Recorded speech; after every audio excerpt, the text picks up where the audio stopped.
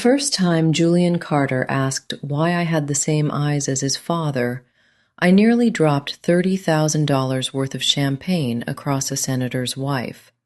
The crystal tray slipped in my hands just enough for the glasses to collide, with a sharp little sound that somehow cut through the entire ballroom. Julian noticed immediately. Of course he did.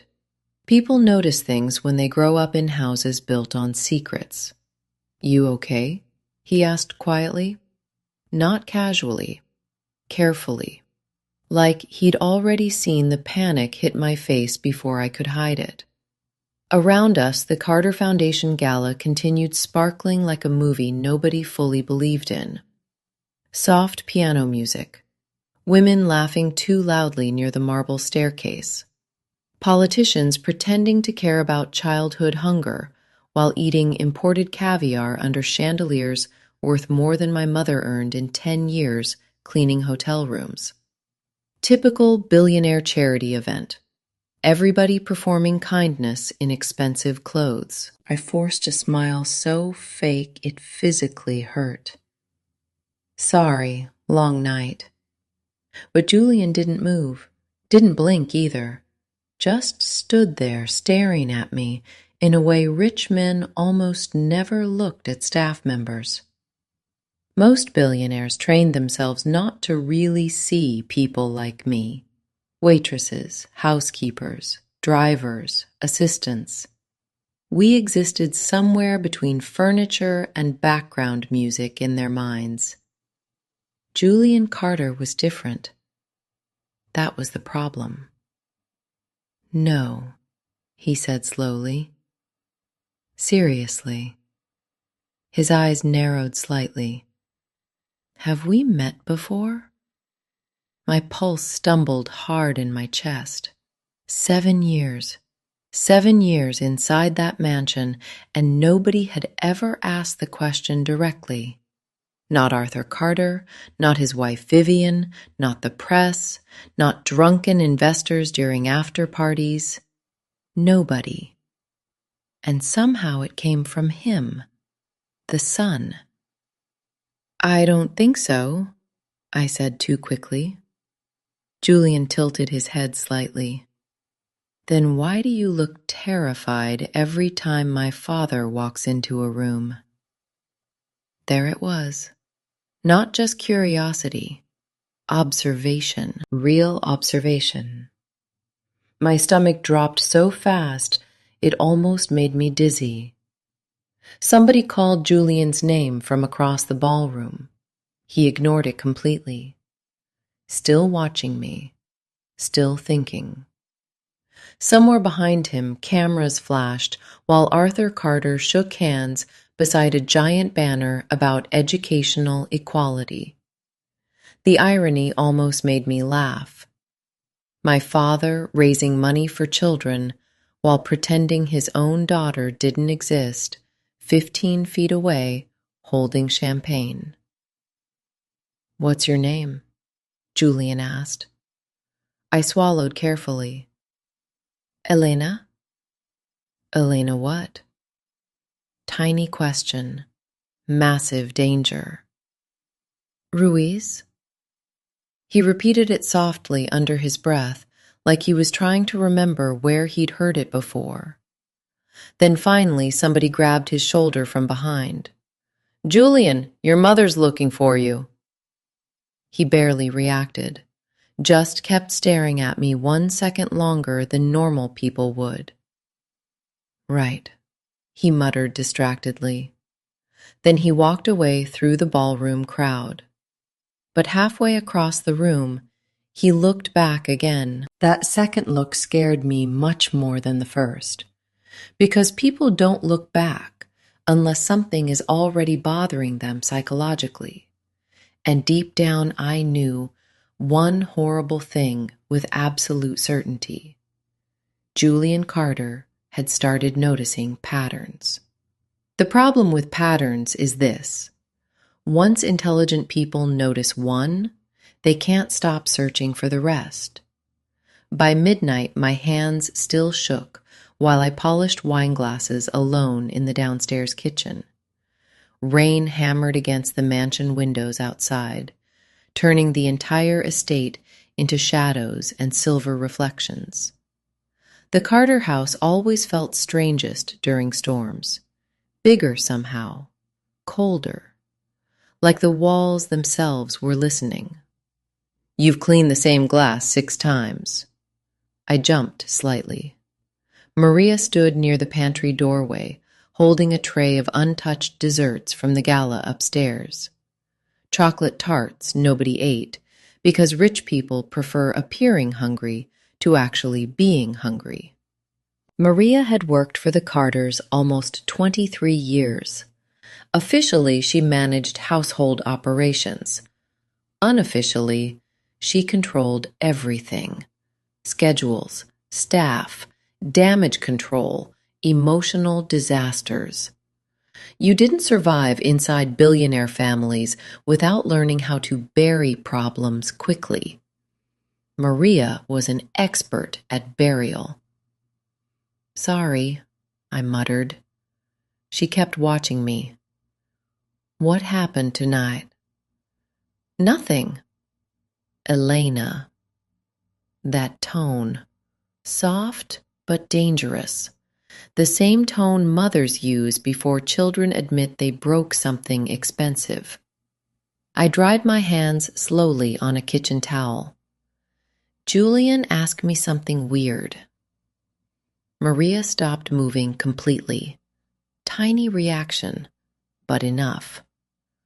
"What exactly?" "He asked why I have the same eyes as Mr. Carter." Silence flooded the kitchen instantly. Even the rain outside suddenly sounded louder. Maria looked away first. Bad sign. Very bad sign. "And what did you say?" "Nothing. I laughed." Maria exhaled carefully through her nose. "Good." But she didn't sound relieved. She sounded scared. And Maria never got scared. Once, during a Christmas party, a drunk hedge fund manager punched another guest beside the piano while cameras rolled nearby. Maria calmly called security, redirected guests toward dessert, and had blood cleaned off Italian marble before Julian Carter even noticed the fight happened. Fear wasn't part of Maria's personality. Until now, apparently. "It's not a big deal," I said quickly, mostly trying to convince myself. "People notice similarities all the time." Maria stared at me for a long second. "You need to stay away from Julian." My chest tightened slightly. "Why?" Wrong question. The second I asked it, her expression closed completely, emotional shutters slamming down. "Because he notices things." That's not an answer. It's the only one you're getting.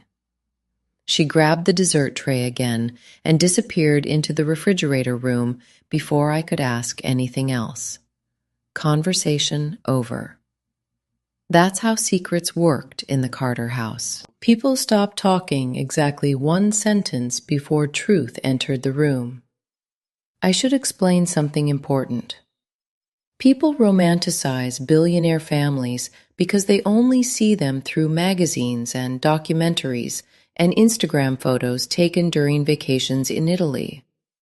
But real billionaire families are rarely glamorous up close. Mostly, they're emotionally exhausted people protecting money so aggressively they stop protecting each other. Huge houses filled with invisible tension. Long dinner tables where nobody says what they actually mean. Marriages held together by reputation and investment portfolios. Children raised by nannies while parents build empires large enough to avoid intimacy entirely. Wealth doesn't remove human ugliness. It just gives ugliness quieter shoes. 7 years earlier, when I first entered the Carter estate at 19 years old, I honestly thought rich people would feel powerful. They didn't. They felt lonely. The loneliness shocked me most, especially Arthur Carter. The first time I met him, he stared at me so hard I thought he recognized me immediately. But then he simply said, "Maria says you work hard." Like that was safer than acknowledging the rest. Back then, I still believed maybe he didn't know about me. I was stupid enough to believe that for almost 6 months. Then one night, I walked into his office unexpectedly while delivering files upstairs. Arthur stood beside his desk holding an old photograph, my mother's photograph. His hands shook slightly while he looked at it. The second he noticed me standing there, he shoved the picture into a drawer so fast it almost looked painful. We stared at each other in silence for maybe 3 seconds. Then he said quietly, "You can leave the files there." Nothing else. But from that moment forward, I understood the truth. Arthur Carter knew exactly who I was. He simply chose silence because silence protected the life he built. Around 2:30 in the morning, I finally finished cleaning and headed upstairs toward the staff wing. The mansion had gone quiet, except for distant thunder outside. Vivian and Arthur usually slept on opposite sides of the east wing after public events. Another invisible detail hidden from magazines. Separate bedrooms, separate lives, perfect photographs. I reached the 3rd-floor hallway and nearly stopped breathing. Julian stood outside my bedroom door. "Jesus Christ," I whispered. He looked up from his phone calmly. "Sorry." "What are you doing here?" "That's a fair question." Rain rattled softly against nearby windows, while tension thickened the empty hallway between us. Up close, he looked less polished than downstairs earlier. Tie loosened, dark circles under his eyes, hair slightly messy now. More human. Unfortunately, that made him harder to hate. "Can I ask you something?" he said. "You already asked me something." "Yeah." He shoved his hands into his pockets. "And you lied." My pulse jumped instantly. "Excuse me?" "You act like you've known my father your whole life." I laughed once, too sharp, too defensive. "You're imagining things." "Am I?" Silence. The dangerous kind. Julian stepped slightly closer now.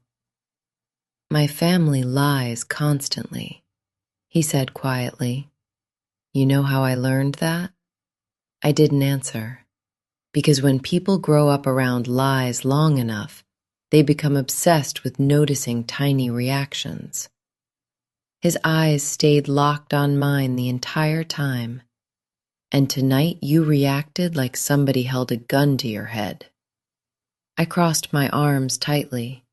"Maybe your family just intimidates staff." "No. Immediate. Confident. This is different." Thunder rolled softly outside. Somewhere downstairs an old pipe groaned through the walls. The mansion always sounded alive at night. "Why are you doing this?" I asked quietly. Julian frowned slightly. "Doing what?" "Interrogating me at 2 in the morning." He opened his mouth, closed it again. For the first time since the conversation started, uncertainty crossed his face. "I don't know." That answer felt honest, which scared me more than manipulation would have. "Maybe because you're the only person in this house who looks at my father like he broke something inside you, personally." The sentence hit so hard, my throat physically tightened. Julian noticed immediately. Of course he did. "There," he said softly. "That look again." Panic crawled slowly into my chest. 7 years hiding inside this family's orbit, and suddenly everything felt unstable because one person started paying attention emotionally instead of socially. "You should get some sleep," I muttered. "Elena." "Good night, Julian." I unlocked my bedroom door quickly and stepped inside before he could say anything else. Then I leaned against the door, breathing hard, while rain battered the windows outside. My room suddenly felt too small, too warm, too dangerous, because deep down, I already knew what came next. Once curiosity becomes emotional, people stop letting things go. The next morning, the mansion felt wrong immediately. Tense, sharp around the edges. Staff whispered more quietly than usual during breakfast preparation, while sunlight finally pushed through storm clouds outside. Julian Carter sat near the kitchen island, scrolling financial news on her tablet while drinking coffee untouched long enough to go cold. Even at 8 in the morning, she looked terrifyingly composed. Some women age normally. Julian Carter evolved into sharper versions of herself every year. "Elena," she said suddenly without looking up from the tablet. My stomach tightened instantly. "Yes, ma'am?" "Julian mentioned you stayed late after the gala." There it was. Rich families spread information like smoke through walls, quietly. "Yes." Julian finally looked up slowly. Her eyes were pale green and emotionally exhausting. "He also said you seemed upset." My grip tightened around the coffee tray in my hands. I was tired. Julian studied my face for several silent seconds. "You've worked here 7 years." "Yes." "That's unusual for Arthur." Something cold moved through my chest. "I like the job." "No," Julian said softly. "That's not why." Before I could answer, footsteps entered the kitchen. Arthur Carter himself, dark suit already on, phone pressed against one ear while discussing international markets like entire countries were chess pieces instead of places filled with actual people. "Move the Singapore call to 4, he muttered distractedly before finally noticing me near the counter. And freezing. Tiny reaction. Most people wouldn't catch it. I always did, because I spent 7 years studying the exact expression guilt creates on powerful men. Julian noticed too. Of course she did. "Arthur?" she asked softly. He recovered instantly, too instantly. "What?" Julian tilted her head slightly. "You tell me." Silence slid quietly through the kitchen. Arthur looked at me once more before reaching for coffee. "I have meetings downtown." "You didn't answer my question." "Because you didn't ask one." Their marriage always sounded like this. Elegant warfare. Every sentence carrying hidden blades. Julian watched him carefully over the rim of her coffee cup. "Julian seems interested in Elena." Arthur's hand stopped moving for half a second. Barely noticeable, unless you were me. "Julian likes mysteries," he muttered flatly. Then he walked out. Julian kept staring toward the doorway long after he disappeared. And for the first time in 7 years, I realized something terrifying. She knew too. Maybe not everything, but enough. By afternoon, the mansion had mostly emptied. Vivian left for charity meetings downtown. Arthur disappeared into the city with security and assistants trailing behind him like satellites orbiting a planet. Staff cleaned quietly. Gardeners trimmed hedges outside under pale sunlight. Normal, rich people routines, except nothing felt normal anymore. Around 3, Maria asked me to organize archived files inside Arthur's office upstairs. Usually nobody entered that room unless Arthur specifically allowed it, another strange privilege nobody questioned aloud. The office smelled like leather, cedarwood, and expensive whiskey hidden in crystal decanters. Massive windows overlooked downtown Chicago, shimmering beneath clouds after rain. Family photographs lined the shelves. Vivian beside governors, Julian at boarding school graduations, Arthur shaking hands with presidents. Carefully constructed evidence of a perfect American dynasty. Then I noticed something different. One frame partially hidden behind law books near the far shelf. Old photograph. Younger Arthur standing beside a dark-haired woman outside some lakeside cabin.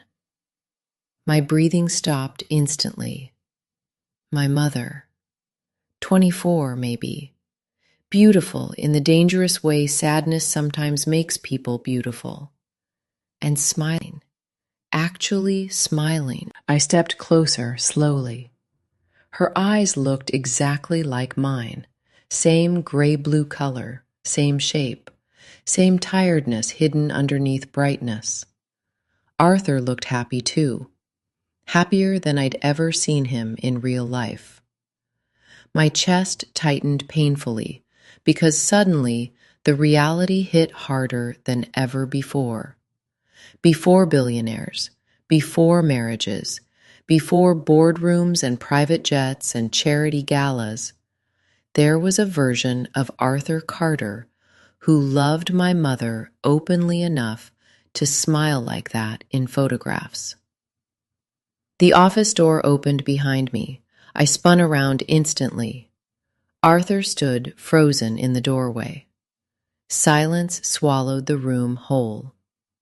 Neither of us moved.